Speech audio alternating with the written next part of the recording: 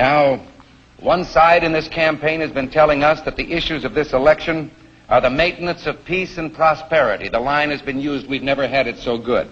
But I have an uncomfortable feeling that this prosperity isn't something on which we can base our hopes for the future. And yet our government continues to spend $17 million a day more than the government takes in.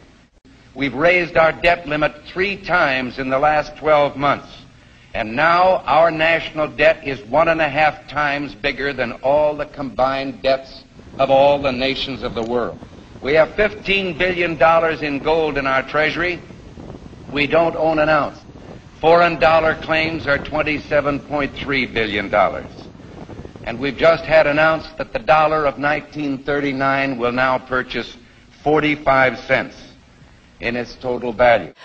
We're at war with the most dangerous enemy that has ever faced mankind in his long climb from the swamp to the stars.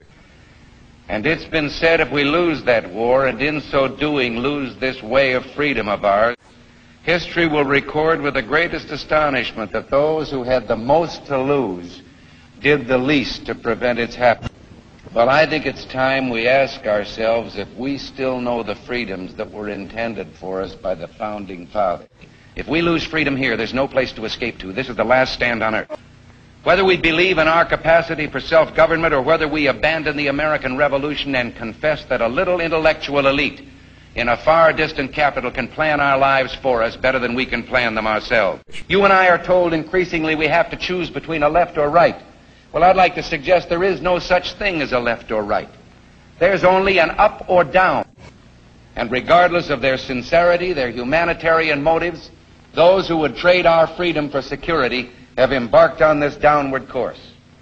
In this vote harvesting time, they use terms like the Great Society, or, as we were told a few days ago by the President, we must accept a greater government activity in the affairs of the people. Well, the trouble with our liberal friends is not that they're ignorant.